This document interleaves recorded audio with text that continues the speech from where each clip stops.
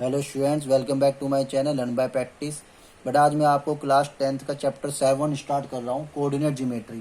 And ये आपको chapter पता होगा, ये आपके फर्स्ट टर्म में आ रहा है।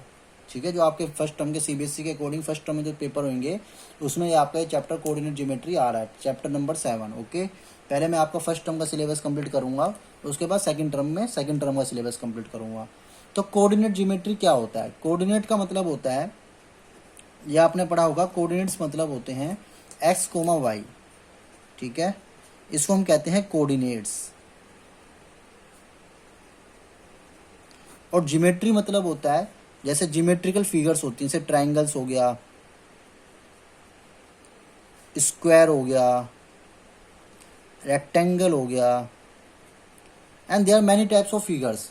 ठीक है, बहुत टाइप की फिगर्स होती हैं ज्योमेट्रिकल फिगर्स। इन सभी फिगर्स को मेजरमेंट करना with the help of coordinates, इसे कहते हैं कोऑर्डिनेट ज्योमेट्री। ठीक है, कोऑर्डिनेट ज्योमेट्री का मतलब होता है the measurement of different types of geometrical figures with the help of coordinates are called coordinate geometry. यहाँ लिख देता हूं, the measurement of different types of geometrical figure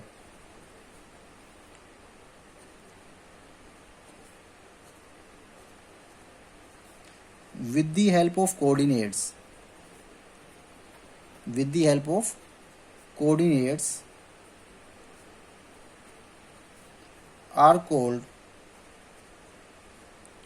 coordinate geometry।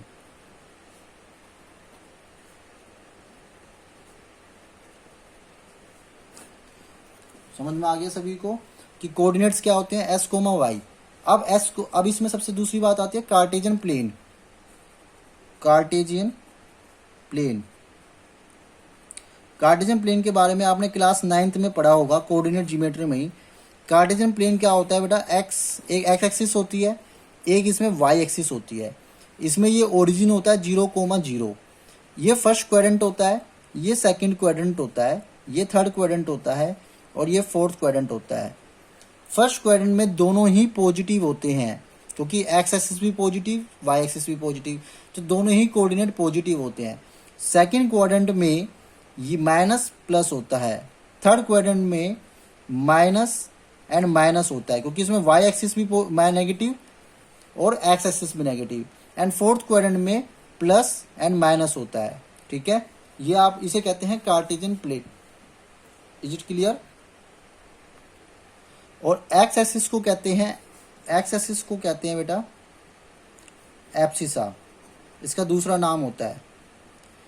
और वाई एक्सिस को कहते हैं ऑर्डिनेट। ठीक है, उसके बाद आता है, हमने ये तो पढ़ लिया कि the measurement of different types of geometrical figures with the help of coordinates की मदद से इन सभी फिगर्स को मेजरमेंट करना कोऑर्डिनेट ज्योमेट्री कहलाता है। तो अब ये जो फिगर होती हैं, जैसे मान लो ट्रायंगल हुआ, स्क्वायर हुआ, इसमें क्या होता है? साइड्स होती हैं। पहले तो हमें साइड्स को मेजरमेंट करेंगे, तभी तो हम इसके बारे में पढ़ पाएंगे, इसका पैरामीटर निकाल पाएंगे। तो हमें कोऑर्डिनेट्स की मदद से इनकी साइड्स कैसे मेजर होंगी? मान लो ए, बी और सी है, तो हमें इस लाइन को मेजर करना है, ए बी को। तो ए बी को मेजर करने के लिए कुछ ना कुछ तो एक फॉर्मूला चाहिए हमें, तो उसे कहते हैं डिस्टेंस फॉर्मूला। सपोज करो एक पॉइंट ए है, इससे कोऑर्डिनेट मान लिया मैंने x1 y1, एक कोऑर्डिनेट बी है, इसके कोऑर्डिनेट मान लिया मैंने x2 y2। तो ए बी लेंथ को मेजर करने के लिए यूज होता है डिस्टेंस फॉर्मूला।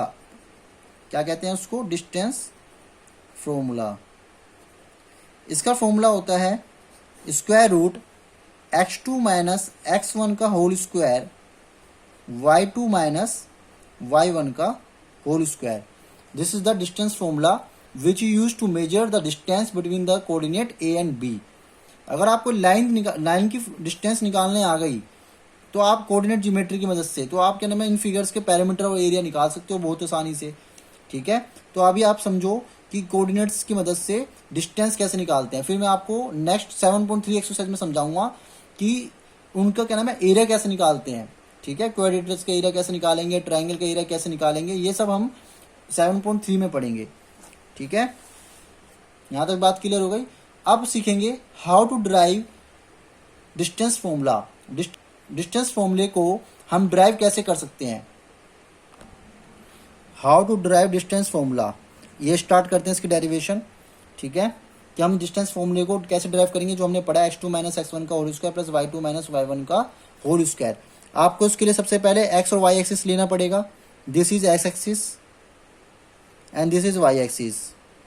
सपोज करो ये a कोऑर्डिनेट है x1 and y1, and suppose करो ये b कोऑर्डिनेट है x2 एंड y2। ठीक है, ये लाइन हमें a b निकालना है। आप इसको जिससे एक्स एक्सिस पे ज्वाइन कर दो, तो ये जो डिस्टेंस होगी यहाँ से यहाँ तक ये x1 होगी, और इसको बिल्कुल स्ट्रेट नीचे ले आओ इस पॉइंट को, तो ये डिस्टेंस जो होगी ये x2 होगी यहाँ से यहाँ तक। y एक्सिस से डिस्टेंस डेवलप होगी, x2 पॉइंट है यहाँ पे, बिल्कुल उसके नीचे लेके आओगे तो यहाँ तक ये जो पॉइंट होगा यहाँ से यहाँ तक की डिस्टेंस की x2 होगी। यहाँ तक क्लियर है। ऐसे ही इसको y एक्सिस पे ले आओ, तो जो ये डिस्टेंस होगी ये y1 होगी, ये इस x एक्सिस से यहाँ तक, और इस वाले पॉइंट को इधर ले आओ इस y एक्सिस पे, तो ये वाली डिस्टेंस क्या हो जाएगी y2। यहाँ तक आपको क्लियर हो गया। अब ये जो लाइन है इसमें एक ट्रायंगल बना दो, बिल्कुल स्ट्रेट एक लाइन ड्रॉ कर दो, ये ट्रायंगल बन गया। इस ये a पॉइंट है, ये पॉइंट b है, इसको कह दो आप c। ठीक है, तो अगर आपको AC साइड निकालनी हो तो क्या करोगे, x2 माइनस x1 कर दोगे। देखो ये पूरी x2 है, ये x1 है, तो इस x2 में से x1 माइनस होगा तो हमें क्या मिल जाएगा, डिस्टेंस, मतलब कि AC मिल जाएगी, x2 माइनस x1। ऐसे हमें निकालना है BC, ताकि मैं इस ट्रायंगल ABC में पाइथागोरस थ्योरम लगा सकूं। ये 90 डिग्री मान लो, तो ये जो BC है ये कैसे निकालेंगे, y2 माइनस y1। देखो इस पूरी y2 में से y1 माइनस करोगे तो ये डिस्टेंस आ जाएगी, और ये इक्वल टू है BC के, तो ये आ जाएगा बेटा y2 माइनस y1। ये आपको मिल गई BC is equal to y2 minus y1 और AC equal to x2 minus x1। Now in triangle ABC में AB इज द हाइपोटेनियस, तो apply the Pythagoras theorem, AB square equal to AC square plus BC square. AB square, AC क्या है बेटा, AC है x2 minus x1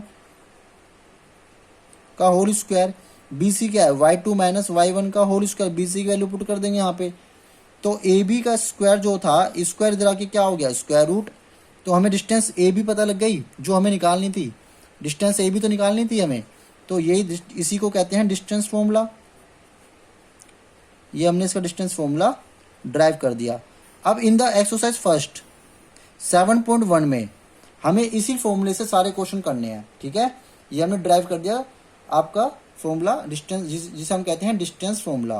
okay, thank you so much. I hope आपको समझ में आया होगा सब कुछ।